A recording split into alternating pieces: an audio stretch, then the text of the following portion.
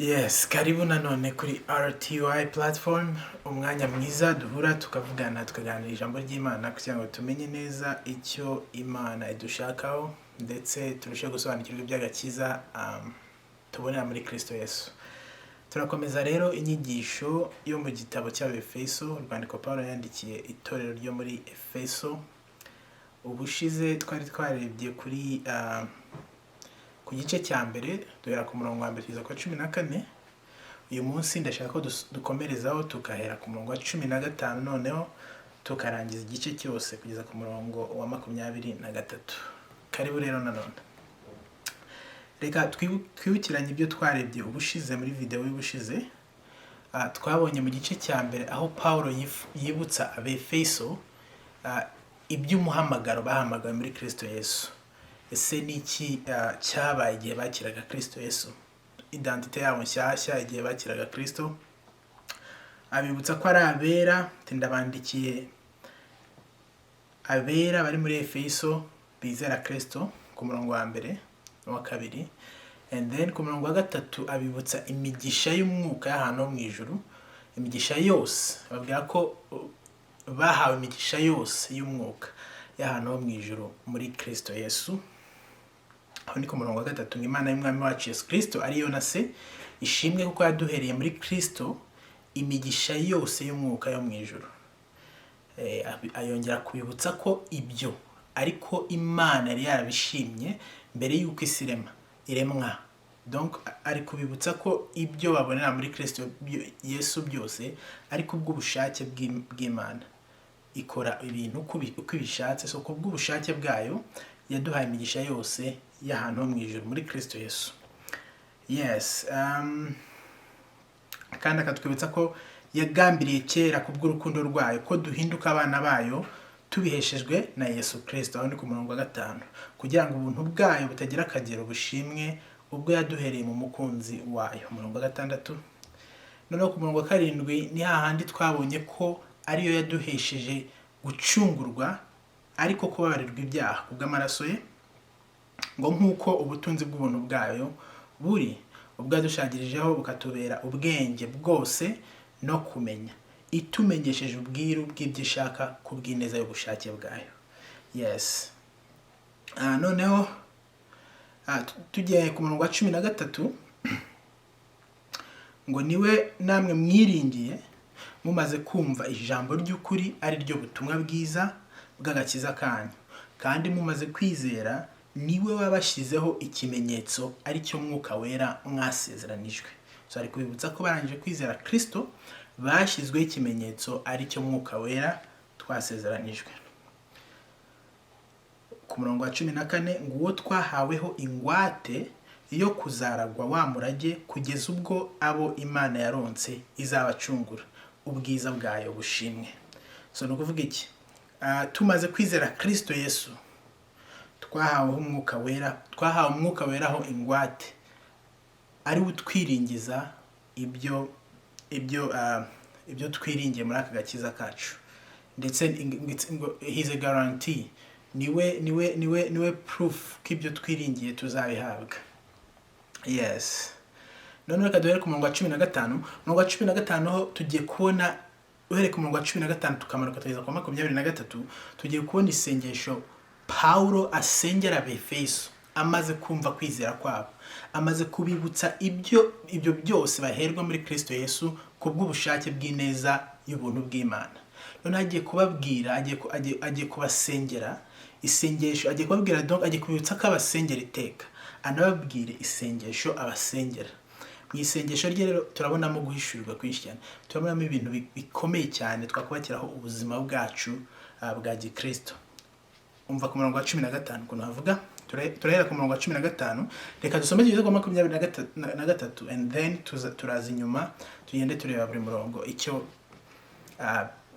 ashaka kutubwira. Reka tubasome Abefeso 1:15. Navuga ngo nicyo gituma nanjye maze kumva uburyo mwizera umwami Yesu Kristo mugakunda abera bose mbashimira Imana urudaca nkabasabira uko nsenze, kugira ngo Imana y'umwami wacu Yesu Kristo ariyo data wa twese w'icyubahiro ibaho umwuka w'ubwenge no guhishurirwa bitume muyimenya ngo amaso y'imitima yanyu abone uko ahweza, mumenye ibyo mwiringizwa n'iyabahamagaye, mumenye n'ubutunzi bw'ibyiza aragabera, mumenye n'ubwinshi bw'imbaraga zayo butagira akagero, izo iha twebwe abizeye, nk'uko imbaraga z'ububasha bwayo bukomeye ziri, izo yakoreye muri Kristo ubwo yamuzuraga mu bapfuye, ikamwicaza iburyo bwayo ahantu ho mu ijuru, imushyize hejuru y'ubutware bwose n'ubushobozi bwose n'imbaraga zose n'ubwami bwose n'izina ryose rivugwa, uretse muri iki gihe gusa, ahubwo no mu bihe bizaza. Kandi yamuhaye gutwara byose, ibishyira munsi y'ibirenge bye, imuha itorero ngo abe umutware waryo usumba byose, naryo ribe umubiri we ushyitse kandi ushyikirwamo na byose. Ngiryo ijambo ry'Imana. So kadusubire inyuma ku murongo wa 15 turebe ngo nicyo gituma nanjye maze kumva uburyo mwizera umwami Yesu Kristo mugakunda abera bose, mbashimira Imana urudaca abasabira uko nsenze. So Paulo mwibuke muri Acts mu byakozwe n'intumwa 19 agera muri Efeso, agasanga babwirije babatijwe mu batizo wa Yohana, and then akababwira iby'umwuka wera, murabyibuka, and then yababaje niba barakira umwuka wera, bamubwira ko batari barigeze bumva umwuka wera, ababwira iby'ubutumwa bwiza, abarambika ibiganza arababatiza, bakira umwuka. None ari kubabwira ngo muribuka ko muri Efeso ariho yageze abantu bakinangira imitima, agatoranyamo bamwe akazajya bigisha banajya impaka muri ngo mu nzu y'inyigisho ya Tyrannus, muri byakozwe no mu gice cya 19, murabyibuka barebye video ya mbere tuvuga ku Befeso. So ahangaha rero Paulo yari yahaciye, muribuka ko ari hahandi bari bafite ikigirwamana, ariho yababwirije ubutumwa bwiza abantu benshi bakareka ibigirwamana bakakira Kristo, and then abantu bari muri business yo gucurira abantu baje kwambaza ibyo bigirwamana, bakagira ute bakamwirukana muri Efeso. Muribuka ko uyu ni Paulo aho ni muri Efeso. Aba bantu niba ari kwandikira rero abakristo bo muri Efeso, ari kwandikira ngo nicyo gituma nanjye maze kumva uburyo mwizera umwami Yesu mugakunda abera bose, mbashimira Imana urudaca nk'abasabira uko nsenze. Umva impamvu basabira ngo kugira ngo Imana y'umwami wacu Yesu Kristo ariyo data twese w'icyubahiro ibaho umwuka w'ubwenge no guhishurirwa bitume muyimenya.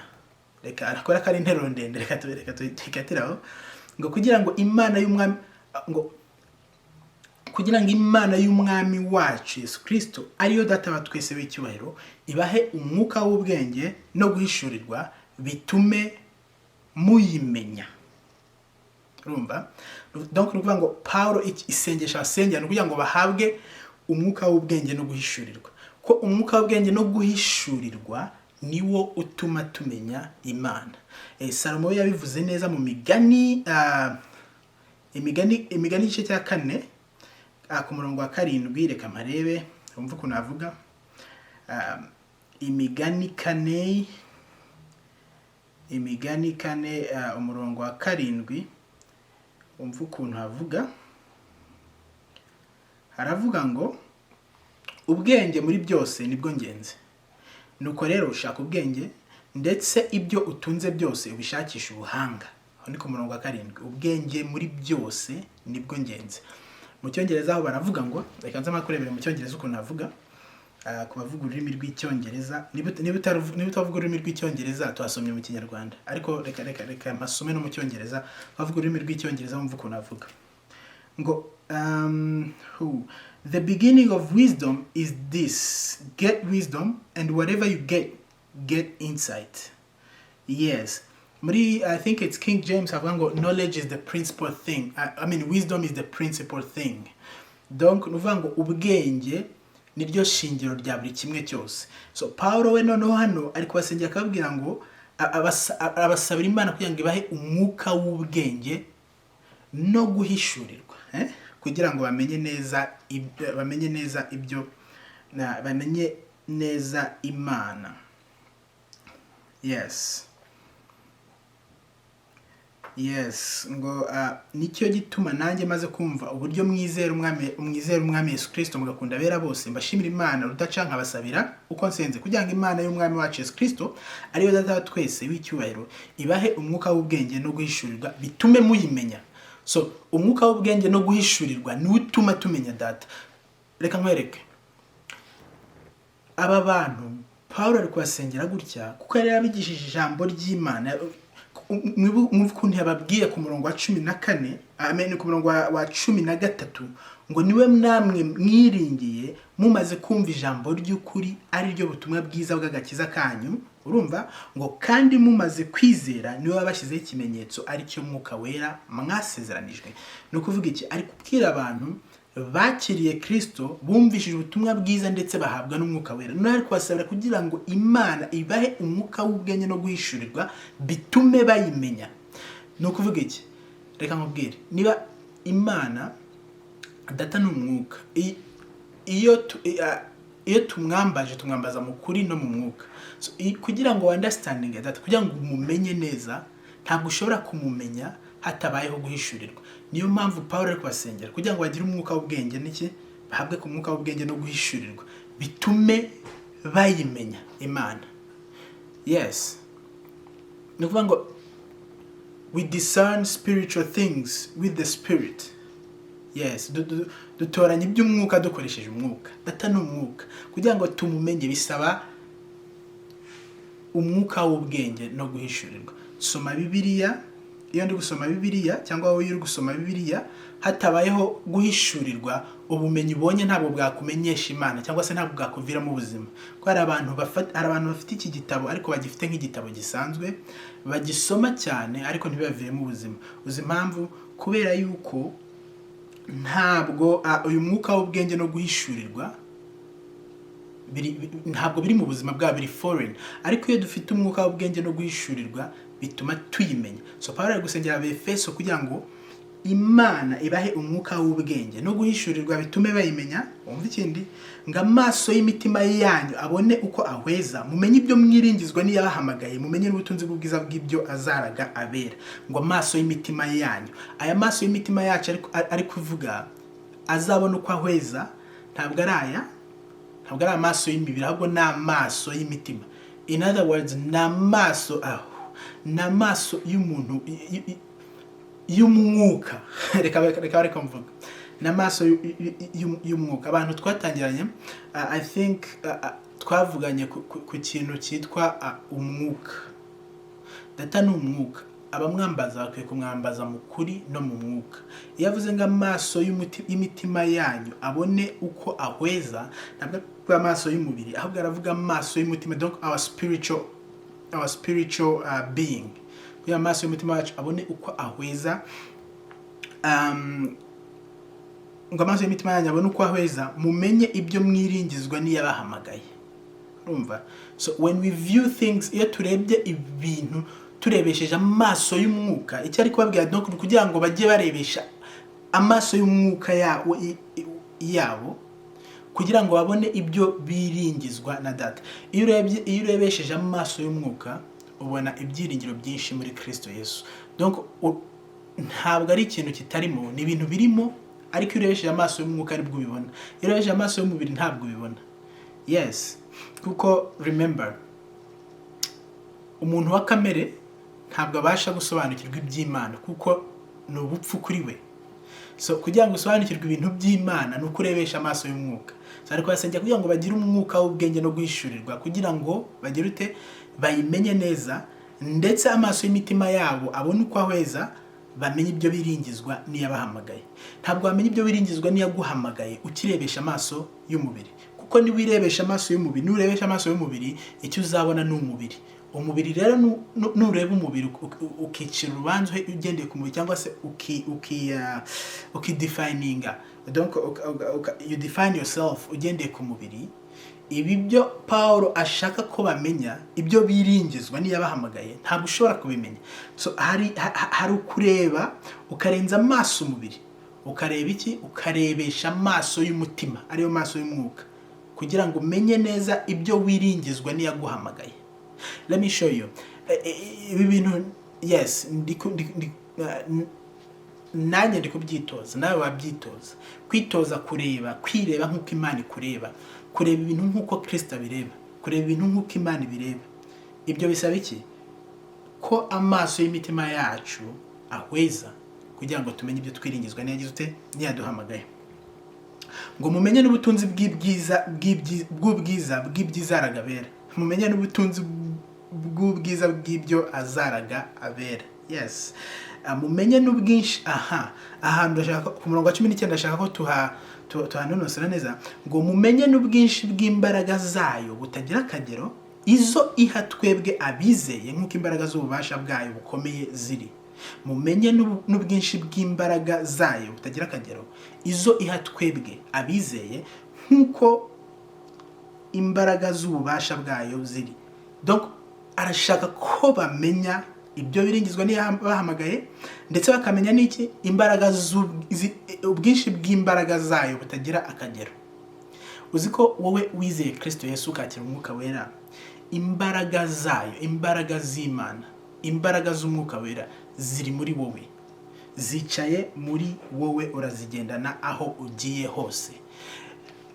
Iyo dusomye Bibiliya dusanga abagabo basobanukiwe ibintu, basobanukiwe ko bagendana muri bo imbaraga z'Imana, bagize umwuka wo guhishurirwa, ubwenge no guhishurirwa, bakamenya ko hari imbaraga z'Imana bagendera muri zo. Barabayeho ubuzima butandukanye nubwo abakristo benshi tubayeho muri iyi minsi. Ngiye guhereza urugero. Petero tumubona mbere yuko Kristo, mbere yuko umwuka weraza, mbere ya Pentecote, mbere ya Acts 2, mbere y'ibyakozwe n'intumwa kabiri, tubona Petero uri faible, tubona Petero ukorera mu mubiri. Wa Petero baza gufata Kristo, ari we wafashe inkota bwa mbere agakata ugutwi kumwe mu bari baje gufata Kristo. Urumva we yari yitwaje intwaro z'umubiri. Wa Petero wabwiye Kristo akarahira akavuga ati naho abandi bose bakureka ngiyewe nzagukurikira. Wa Petero wabwiye Kristo yavugaga ibyo gupfa kwe, Petero akavuga ngo ntibikabe. Kristo agatamubwira ati mvi nyuma Satani. Donc wa Petero wari purely carnal, yakoreraga mu mubiri, urumva. Ariko tunamubona nanone mbere yuko tugera ku gihe ababona umwuka wera, tunamubona nanone yihakana Kristo inshuro 3 times, yihakana Kristo. Uwo ni Petero. Yewe na nyuma yuko Kristo apfa, ntabwo Petero mbere yuko umwuka wera amanuka, ntabwo tubona Petero nk'umugabo wari ukomeye, wari ufite imbaraga, wari washoboraga guhagarara imbere y'abantu agahamya Kristo. Yananiwe guhamya Kristo imbere y'umuja, aramwihakana 3 times. Inshuriz amwihakana imbere y'umuja. Ariko noneho mwibuke mu byakozwe n'intumwa, babaza Kristo iby'ubwami, bakavuga ati ese iki nicyo gihe ugiye kugarura ubwami mu Bisirayeli? Akababwira ati ibyo si ibyanyu kubimenya, ariko muzahabwa imbaraga umwuka wera nabamanukira.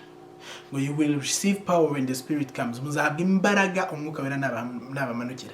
Izo mbaraga yavugaga n'ububasha cyangwa se ubushobozi bwo guhindura ibintu, dunamis, ability to cause change, guhindura ibintu mu gihe gito. Reka mvuga, it's imbaraga. Muzahabwa imbaraga umwuka wera nabamanukira. Now umwuka wera amanuka kuri Pentecote. Mwibuke tubona Petero ahagarara imbere y'abantu banyamahanga benshi, kuko ari umunsi mukuru, akavuga, akababwiriza, akababwira ati wa Kristo, akamubahamiriza 3,000 by'abantu bakagira bagahinduka. Tubona Petero noneho arahindutse, abaye undi muntu tutari dusanzwe tuzi. Ese niki gihindutse? Yakiriye imbaraga. Muzahabwa imbaraga umwuka wera nabamanukira. Noneho Paulo hano ari kwibutsa Abefeso, akabwira ngo ari kwasengera ari kwasengera, akavuga ngo arashaka, arabasengera, amaze kumva ibyo kwizera kwabo, arabasengera kugira ngo bamenye ubwinshi bw'imbaraga zayo butagira akagero, izo iha twebwe abizeye nk'uko imbaraga z'ububasha bwabo bukomeye ziri. Izo mbaraga Paulo arasengera Abefeso kugira ngo bamenye ko bazihawe, bamenyeshwe ibyazo. Izo mbaraga ndashaka ko umenya ko uzigenda. Reba nza nkwereke, uzi ko Petero akirangiza kwakira umwuka wera n'izindi ntumwa barahindutse. Turareba Petero reba Petero wihakanye Kristo imbere y'umuja, none ari kumuhamiriza imbere y'abami. Icyo gihe nyuma y'uko umwuka wera amanuka, nyuma y'uko Kristo apfa, habayeho persecution, habayeho kurenganya abakristo, kuko kugeza ubwo kuba umukristo ntabwo byahanwaga n'amategeko, y'abayuda, bigahanwa n'amategeko y'abaroma. Ariko Petero tumubona abihamya ashize amanga, kandi wa wundi wihakanye Kristo imbere y'umuja arabihamiriza imbere y'abami, abizi neza ko ubuzima bwe yabushize on the line. Ni wa wundi wavuze ati oya, okay, niba mugiye kumbamba, mureke kumbamba nk'umwami wanjye, ahubwo ni mumbambe mugize mute, muncuritse. Umuntu wari warihakanye Kristo imbere y'iki, kandi yaramwihakanya mureba, abagendana ari physique, yaramukozeho, ariko noneho umwuka wera amanutse akicara muri Petero. Petero yahindutse umuntu utandukanye, ko yasobanukiwe kurushaho, ndetse agira umwuka w'ubwenge no guhishurirwa, anamenya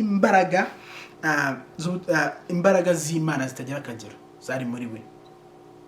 So iyo tuvuze umwuka wera, ntabwo ari concept turi kuvuga, ntabwo ari equation nyine concept, no.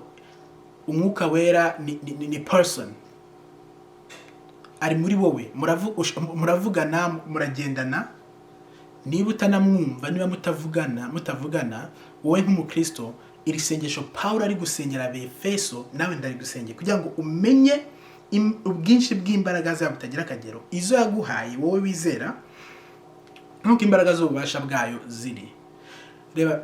Reka dukomeze kuri Petero, ku irembo ryitwa ryiza, mu byakozwe n'intumwa 4. We na Yakobo bageze ku irembo ryitwa ryiza ry'urusengero, basanzeyo ikirema. Petero arakireba, kiri gusabiriza, arakibwira ati okay, ifeza n'izahabu ntabyo mfite, ariko icyo mfite ndakiguha. Mu izina rya Yesu Kristo, haguruka ugende. Ikirema kirahaguruka kiragenda, kuko umva, yari yarasobanukiwe neza ko muri we harimo imbaraga. Izo mbaraga zibasha kugira ute, zibasha kubwira ikiremwa haguruka ugende, kuko ni imbaraga, ntabwo ari imbaraga zanjye, ntabwo ari imbaraga zawe, ntabwo ari imbaraga z'umuntu, kuko ni imbaraga z'Imana. So niba umwuka wera kurimo, muri wowe hicayemo imbaraga z'Imana. Uzi ko niba hari imbaraga ku isi zidakoreshwa, ziri dormant, ushobora gutekereza ngo ni imbaraga z'imigezi ziri he na he zitabyazwa umusaruro. Yanza kubwira, imbaraga umukristo agendana, abakristo benshi bagendana, zidakoreshwa, imbaraga za Kristo, imbaraga z'umwuka wera. Ntekereza ko ari zo mbaraga zidakoreshwa ahanini kuri iyi si. So Paulo arashaka ko Abefeso bamenya ubwinshi bw'imbaraga zayo, izo iha abizera, nk'uko imbaraga z'ububasha bwayo ziri bukomeye ziri. Reka turebe noneho, arababwiye ngo ku murongo wa 19, mumenye n'ubwinshi bw'imbaraga zayo butagira akagero, izo iha twebwe abizeye, nk'uko imbaraga z'ububasha bwayo bukomeye ziri. Noneho agiye gusobanura, avuga ngo izo yakoreye muri Kristo ubwo yamuzuraga mu bapfuye, ikamwicaza iburyo bwayo ahantu ho mu ijuru. Come on, urumva ikigero cy'izo mbaraga, ngo nizo yakoreye muri Kristo ubwo yamuzuraga mu bapfuye, ikamwicaza iburyo bwayo bw'ahantu ho mu ijuru. Urumva Petero asobanura ibya Kristo, yavuze ko urupfu rutashoboraga kumugumana. Kubera iki? Kubera imbaraga z'Imana, imbaraga ziyamuzuye. Izo mbaraga nizo Paulo ari kutubwira ngo tumenye ubwinshi bw'imbaraga zayo butagira akagero, izo iha twebwe abizeye. Izo mbaraga rero araziguha. Reka nza nkubwire, ntabwo bigendera condition ihari kugira ngo uhabwe izo mbaraga, cyangwa kugira ngo ube warahaye izo mbaraga, ni imwe, ni ukwizera Kristo. Kuko yababwiye ko bamaze kwizera, bamaze kumva ijambo ry'ubutumwa bwiza bakizera, bahaweho umwuka wera nk'ingwate. None kubabwira ngo none arashaka ko bamenya ubwinshi bw'imbaraga zayo iha butagira akagero, iha twebwe abizeye, nk'uko imbaraga z'ububasha bwabo bukomeye ziri izo yakoreye muri Kristo ubwo yamuzuraga mu bapfuye ikamwicaza iburyo bwayo ahantu ho mu ijuru. So izo mbaraga tangira umenye ko uzigendana muri wowe. Learn to use, ugomba kumenya gukoresha, reka nza nkwereke, ugomba kumenya gukoresha authority nk'umukristo, authority y'umwuka wera. Uzi yuko izo mbaraga uwo mwuka wera ukurimo, reka nza nkwereke, reka dukomeze dusoma neza kubyumva. Izo yakoreye muri Kristo ubwo yamuzuraga mu bapfuye ikamwicaza iburyo bwayo ahantu ho mu ijuru. Izo mbaraga nizo iya abizeye, ngo imushyize hejuru y'ubutware bwose n'ubushobozi bwose n'imbaraga zose n'ubwami bwose n'izina ryose rivuga, uretse muri iki gihe gusa ahubwo no mu bihe bizaza.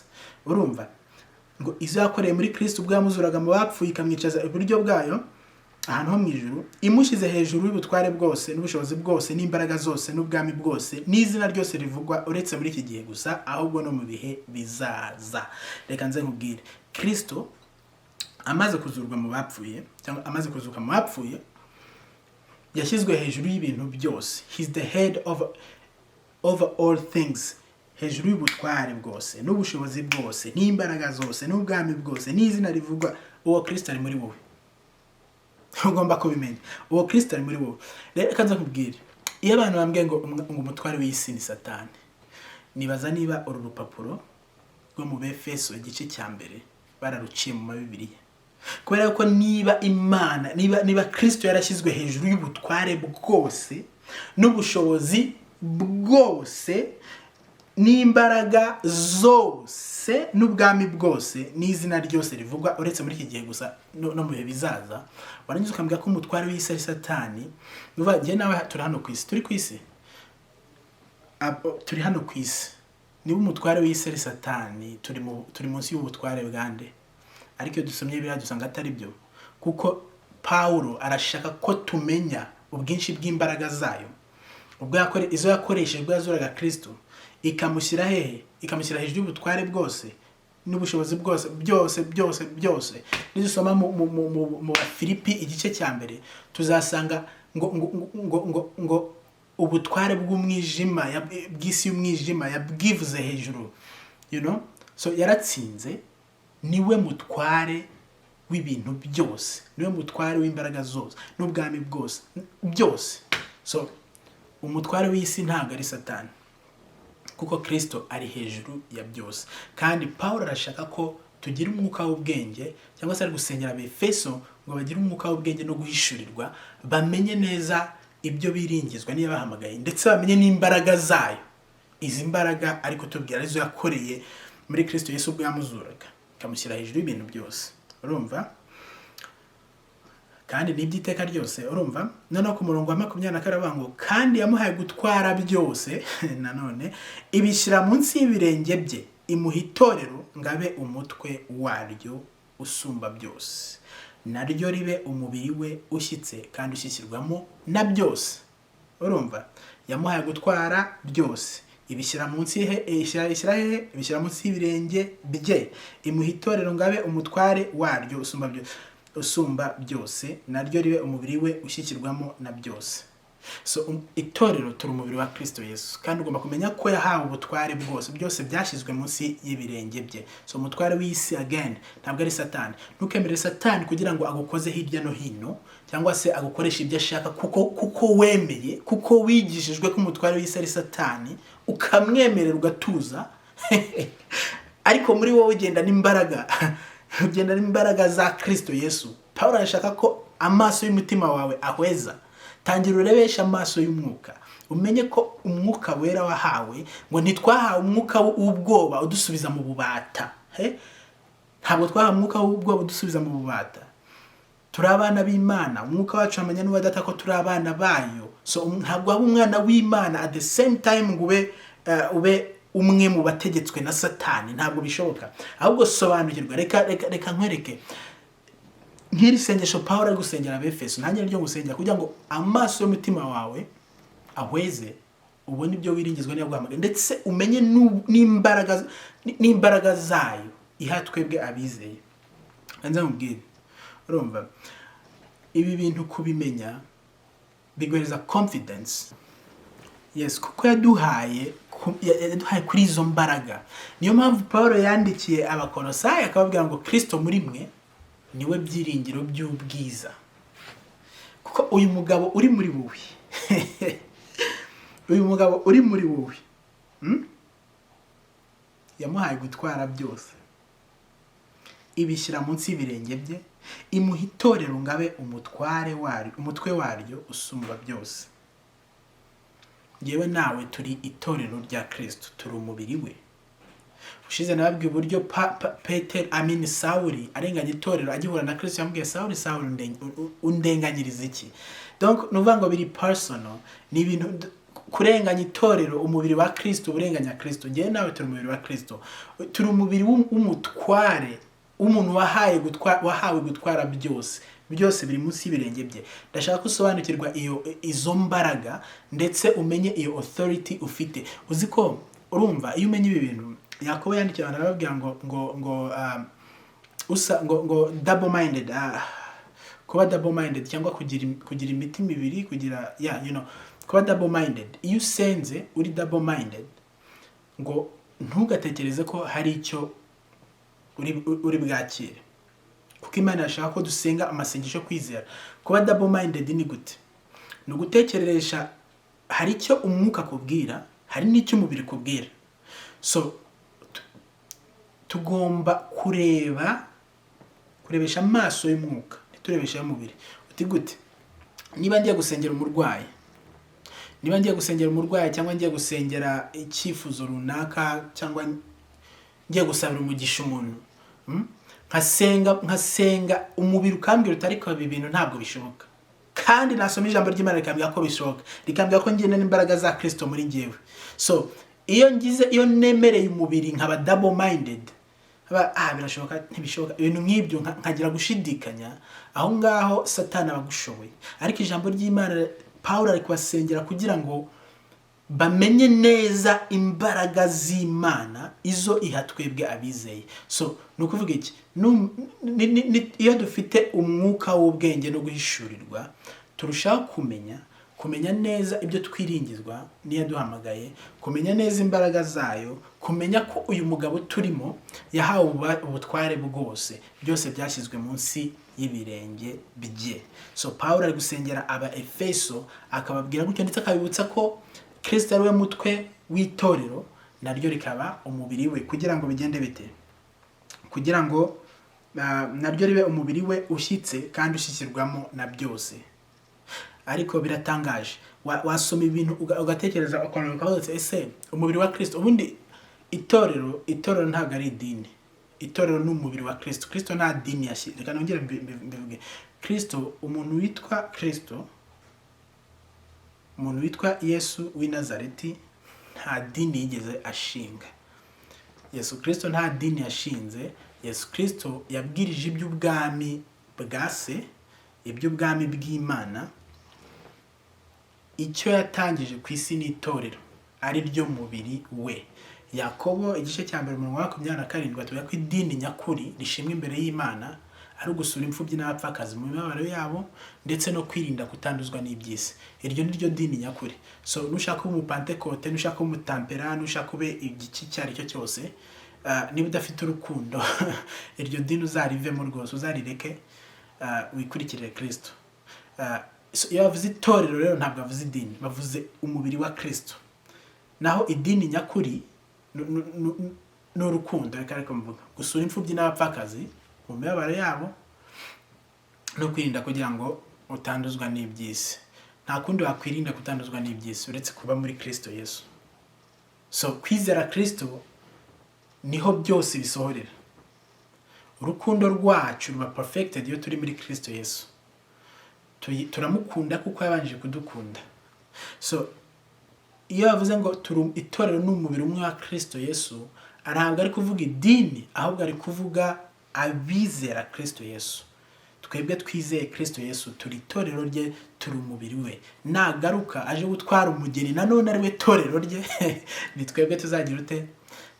Tuzagenda. So Pawulo ari gusengera Abefeso, akababwira ati ndabasengera maze kumva ibyo kwizera kwanyu ndabasengera kugira ngo Imana ibahe umwuka w'ubwenge no guhishurirwa mumenye neza ibyo mwiringizwa n'iyabahamagaye, kandi kugira ngo amaso y'imitima yanyu abone uko ahweza, mumenye neza ibyo mwiringizwa n'iyabahamagaye ndetse n'imbaraga zayo zitagira akagero Yesu yakoresheje ubwo yazuraga Kristo Yesu mu bapfuye. Izo mbaraga rero Pawulo arashaka ko tugira umwuka w'ubwenge no guhishurirwa tukazimenya. Reka nkubwire, tangira usengere muri authority.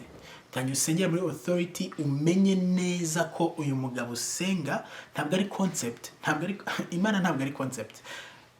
Umva, reka nze nkubwire, Imana ntabwo ari concept. Iyo dusomye ibi bintu ntabwo turi gusoma concepts, ntabwo ari theories, ntabwo ari theories zitaraba proven, cyangwa ntabwo twajya nta laboratoire babona ujyamo kugira ngo proving ibi bintu, kuko ibi bintu ni ubuzima. Yohana 6:63 amagambo abwira ni umwuka kandi ni ubuzima. So the words I speak to you are life and they are spirit. So iyo umuntu yihanukiriye akavuga ko nta Mana ibaho, yarangiza avuga ati ntabwo mbyemera kuko nta kuntu wabiprovinga, ati se ni gute wajya muri laboratoire ukanyereka ko Imana ibaho, ibintu nk'ibyo. Ese ukeneye yihe laboratoire kuruta? Niba ushaka prove yuko Imana iriho, irebe wiyige neza. Niba uri umuhanga, uri umunyabwenge, ukaba unazi ko laboratoire ibaho, at least ugomba kubuzi yuko ikiremwa kiri complicated nkawe kidashobora kubaho by accident, ntabwo gishobora kubaho bitewe n'impanuka. So hari imbaraga z'Imana, ariko Pawulo ari kubwira Abefeso ko kugira ngo babimenye neza, babisobanukirwe, ari uko bagira umwuka w'ubwenge no guhishurirwa. Arabasengera kugira ngo bagire umwuka w'ubwenge no guhishurirwa. Iyo dufite umwuka w'ubwenge no guhishurirwa, ntabwo Imana y'iki gihe ishobora kuduhuma amaso. You see, kuko turaba yabyaye, tubyaje urukundo, kandi uko twakiriye Kristo, iyo ariko tumugendeyemo, twakiriye Kristo kubw'ubuntu, twumvishe ubutumwa bwiza, turizera ngo maze kumva uko mwizera Kristo ndabasengera uko nsenze. So twizeye Kristo igihe twumvaga ijambo ry'Imana turaryizera. So twizeye Kristo ntabwo twamwijejwe n'imirimo yacu, ahubwo twamwijejwe n'iki? N'ijambo ry'Imana. So uko twakiriye Kristo ngo nuko mwakiriye Kristo bari ko mugenda. So twamwakirijwe n'iki? Twamwakirijwe n'ijambo ry'Imana. Twumvise ijambo ry'Imana, umwuka wacu hamanya nuwe ko turaryemera, no turanje kuryemera tuvuka ubwa kabiri. So ijambo ry'Imana Paulo andikira ngira ngo n'Abafilipi, ntabwo nibuka neza niba n'Abafilipi, avuga ngo uko mwakiriye Kristo aba ariko mugendera muri we. So twakiriye Kristo ubwo twumvaga ijambo ry'Imana tukizera. So no kugendera muri we tubigenza dute? Ntabwo tugendera muri we dukora imirimo itegetswe n'amategeko cyangwa n'umubiri, ahubwo twumva ijambo ry'Imana ryo kwizera. Uko dukomeje kuryumva tugendera muri we. Uko niko Imana ishaka ko tugendera muri we. So Pawulo ari gusengera aba bantu rero, ni isengesho ryiza cyane kandi turyigiyemo byinshi. Tangira ukoreshe the authority of the Holy Spirit in your life, ubushobozi, ububasha bw'imbaraga zayo, izo yakoresheje ubwo yazuraga Kristo Yesu ziri muri wowe, kandi menya ko Kristo ari we mutwe w'itorero kugira ngo byose bibe bishikiye muri ryo. Ndagushimye rero ko wabanye nanjye. Tuzakomereza kuri chapter 2 muri video y'ugukurikiyeho itaha. So ndagushimye ko wabanye nanjye kandi ndagusengeye kugira ngo umenye neza, ndetse umwuka w'ubwenge no guhishurirwa kubeho, umenye neza ibyo wiringizwa n'iyaguhamagaye. Mwakoze cyane, naho butaha.